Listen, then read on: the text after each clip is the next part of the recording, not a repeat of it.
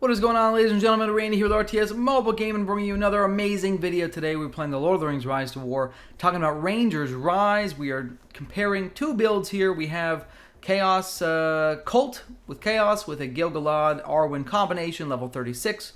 One of, by the way, the strongest combinations in the game, okay, against an enemy Sauron Gandalf the White. Another very powerful combination. There is a 12 level difference here, which is why I decided to showcase this particular report. So let's get right into it. Like and sub, here we go.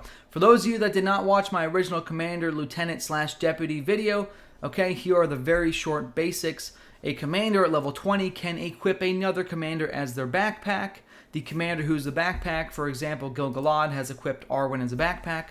Arwen can only use her main 4 skills, right? Her main 15-point skills, all right? So Arwen, in this case, is going to get minus damage from her R5 skill. She's going to get healing from her bottom R0 skill. She's going to get half Elven from her R3 skill. And then her top R0 is just going to be focused for Arwen. So she's using 3 of her 4 abilities to really complement Gil Galad, okay? Half Elven will, in this case, give Gil Galad's units plus 30% damage because he's using 3 elves. And then they'll have all that healing and damage mitigation as well, okay? Sauron, in this case, is using Gandalf the White. Gandalf the White is going to give his R5 White Rider tree, giving you plus 32% damage, 8% per round, plus 32% in round 4. He's going to give his Wizard ability. He's going to give the White ability, and he's going to have his White Council ability, okay? So he's going to add bonus damage and tankiness to Sauron, whereas Arwen's going to add bonus damage and a ton of healing to Gil Galad, okay? So let's take a quick look on how this works. First off, Gil Galad's build, he is running with some decent gear, a 5-star, 1 refined Elven White Knife, plus attack, another plus 3 attack on the Trapper's Hood, and then bonus damage on the Harp, okay? So he has a total of plus 9 damage to his ranged units and another 9% attack, okay? He is using a very standard build. The R5 tree is maxed out for High King, and he's got 15 points in Kingly Kin.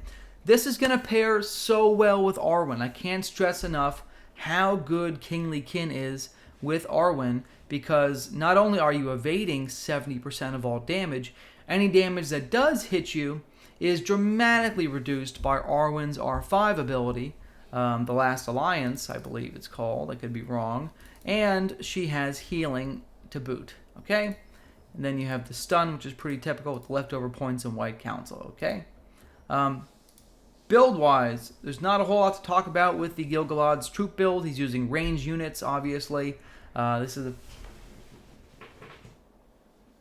My bunny is biting at something. Okay, she's biting on my door. Good, all right. Fairly standard Elven build for Gil Galad here, okay? The Sauron Gandalf the White build, I'm actually using this build myself. It's a very powerful build. I'm using it for sweeping, because that's all Sauron's good for. But it's a super strong build. And here, this is, I think, J. Mills renamed the Dreadwolf. Here he is using a strong, powerful build with plus 12 HP to Evil Men, right? A lot of plus 15. I can't do math. Oh my goodness. He's got plus 6 here. Oh yeah, plus 12. Okay. Plus 15, sorry. Plus 15 HP to Evil Men. In addition, he's using Dominion on the helmet. Okay, which is going to give more bonus damage. And overall, anti-elemental for his Evil Men. Okay. The build he's running is relatively typical. You know, there's 2 versions of the Sauron build. You can either max out the Deceiver tree, or you max out the Lord of the Gifts tree. Personally, I do like the Deceiver tree a little better. I mean, why use Sauron if you're not going to use his Ring of Terror with his Enfeeble? Okay, it's important. But this is a pretty standard build otherwise. He does have points in Soul Siphon, and he'll have a lot of healing there. And overall, the performance with the enemy composition, he is using anti-ranged. These Sand Wanderers are the new Evil Men units here in Rangers Rise Season 8. They have huge bonus damage against range units, and they attack range units for the first 4 rounds. First 4 rounds, they will jump right past the heralds and attack the ranged, okay? They also have good evasion abilities, which are 30% when they're on desert lands, which is huge. All right? So, very high damage output from Sand Wanderers, very strong units. Okay? Essentially, you're looking at a Ring of Terror based Sauron with huge bonus to his focus damage, pumping away on Gil Galad, who is not running with a high alert that's maxed out. Oops. His high alert is not maxed out. He's not using an anti-focus chest. He's got 1 point in high alert. So this should have been a good opportunity for Sauron to really shine. Especially this is the draw, 10 rounds. Okay. But what we're seeing is the enemy, the Arwen with almost 18,000 healing. Not too bad. But really Arwen's R5 ability to reduce the enemy damage received, the damage received from the enemy is such a big deal. She is going to reduce Sauron's overload. Check this out. You're going to like this. Look at this. Here it is. Queen of the Reunited. Sorry, that's her skill name. Minus 90% damage for her units. It'll slowly decrease over several attacks. Here's Half Elven giving 30% bonus damage. Here's her healing ticking off. Kingly Kin coming into play. And here we go. Sauron putting his damage bonuses on. Okay. He is applying plus almost 50% focus damage received for these units, plus his helmet giving another 18%. That's a big deal, guys. That's a big deal. So check this out. This is so interesting for me. Sauron has applied his abilities with Pursuit from his Overload. Okay.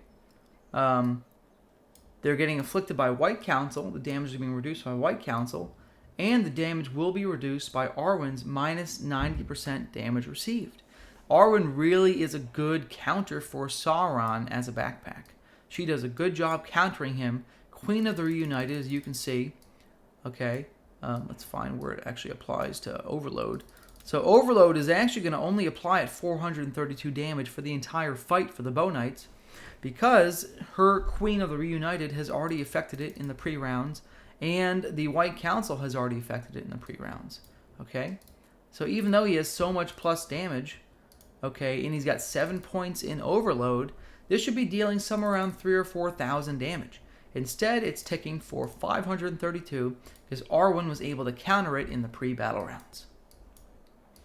Then you have her healing coming into play. You have Gil Galad's units dealing 30% bonus damage, plus they're evading everything, right? I mean, at this point, and they're stunned, so they're stunned from Gandalf the White in round 1. It's such a powerful combination. Here's the Sentinels, okay, hitting for 8,500, even through Gandalf the White's White Council. It's a lot of damage, all right? So, that's the video, folks. I don't need to go through the whole report. You get the picture. Gil Galad with Arwen is one of the strongest combinations of the season. Rangers Rise. Like and sub. Randy out.